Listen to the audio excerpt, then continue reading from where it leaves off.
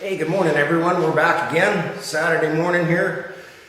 Things have been dragging out a little bit, waiting for parts and such, but I got quite a bit done. I'll just show you what we've been working on and go from there.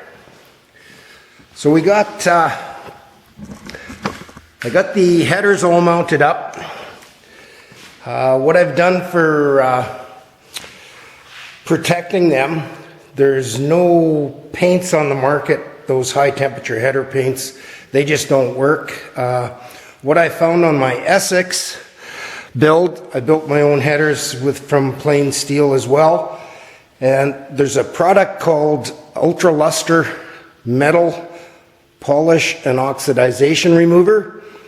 If you polish the headers up really good, with that, I use a toothbrush and some gray Scotch-Brite to get all the oxidization and weld marks off, and then just give it a quick buff.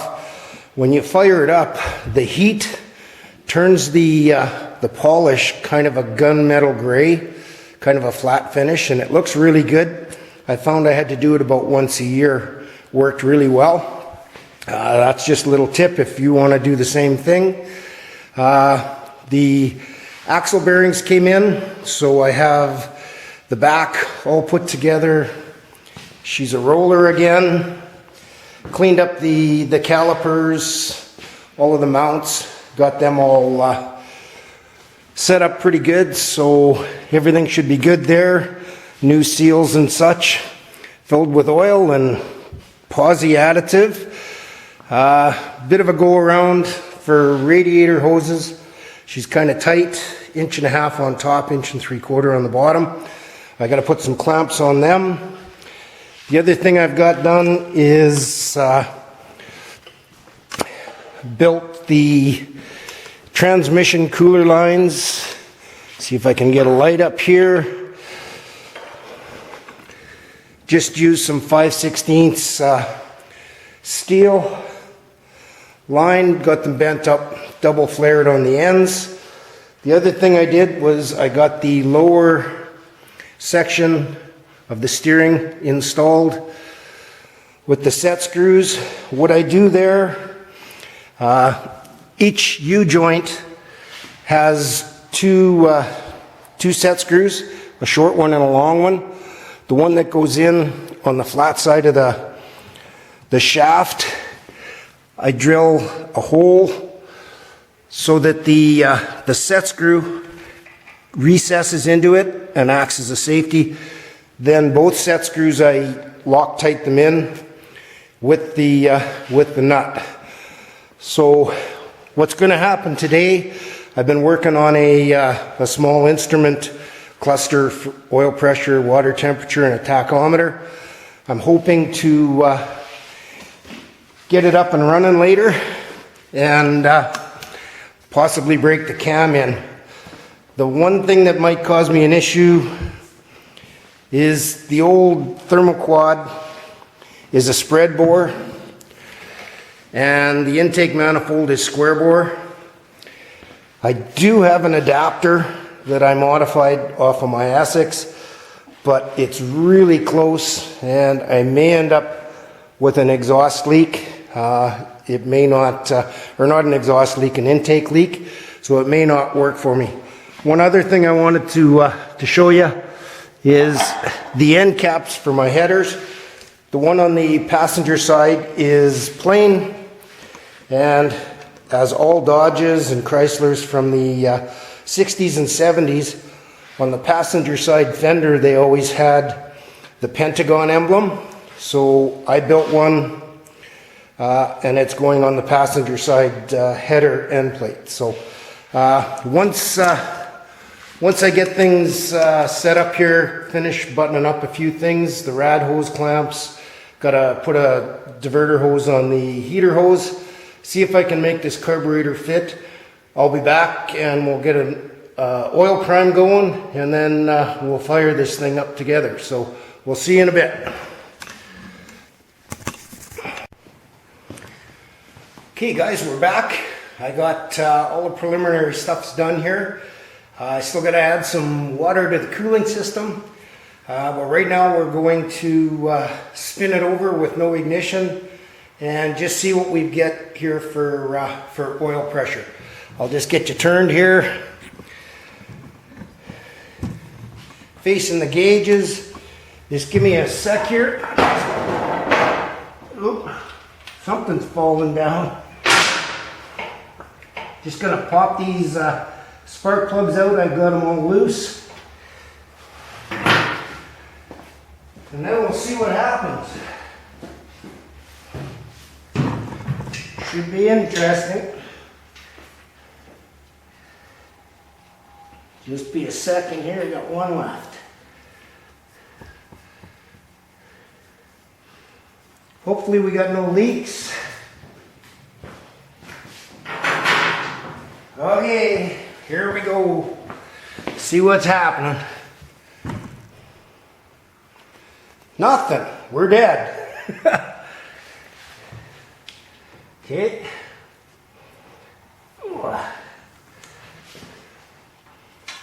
Which is kind of weird. Okay. Not quite sure what's going on there.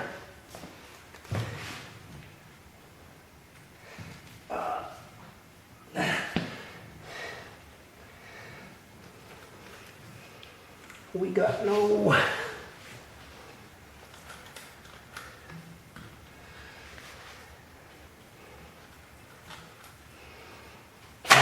There we go. Okay, let's see what we get here for...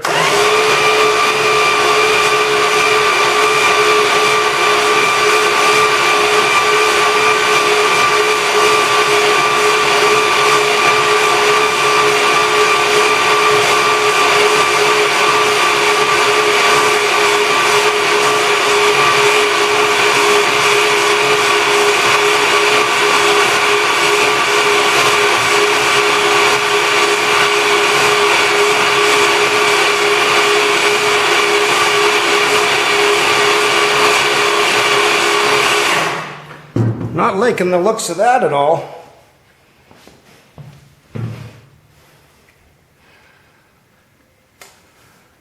I'm wondering if it's the cheap Chinese gauge.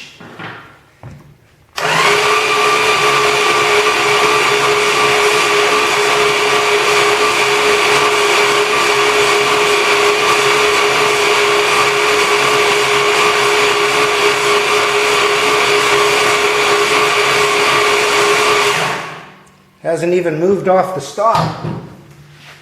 Okay, we'll get back at her. Okay guys, we're back. That was quite the ordeal. Had to pull the distributor and the distributor shaft and make a priming rod to go down into the oil pump. But this is what we got now.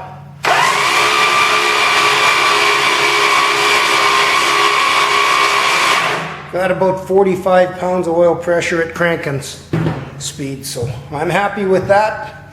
Okay, next time the video comes back, we'll be, should be up, ready for the... Okay guys, we're gonna give her a go here. Sorry, there's gonna be some wind noise. Southern Saskatchewan, it's always windy. Anyhow, here she is sitting outside. Got good oil pressure after that little debacle. Just gonna run her open headers.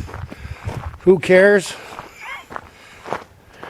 There's only 18 people live here, so here we go. She's got to run for 25 minutes, so once it's running, I'll probably shut you down and we'll go from there. Gotta grab my remote start.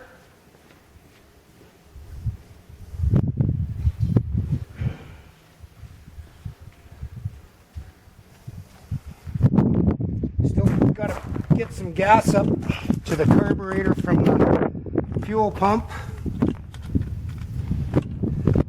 I got a little primer bottle.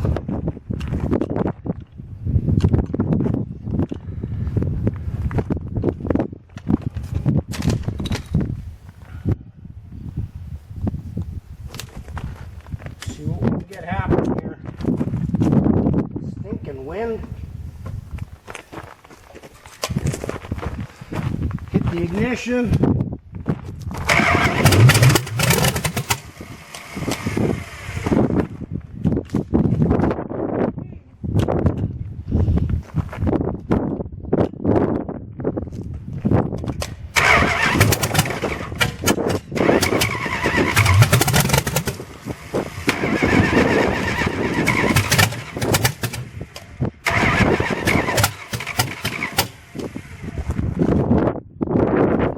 Gas yet.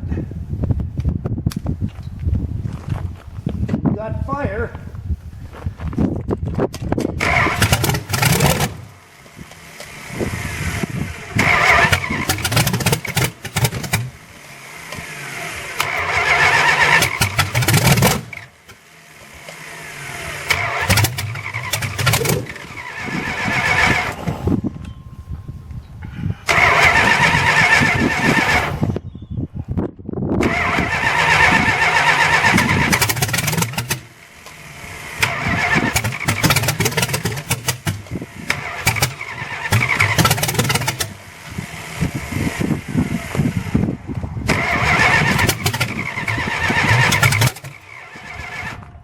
Okay, we got some timing issues.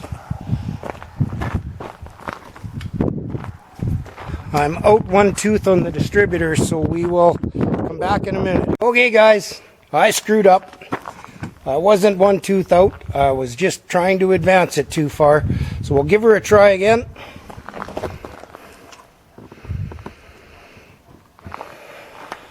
Get her wound up to 2500.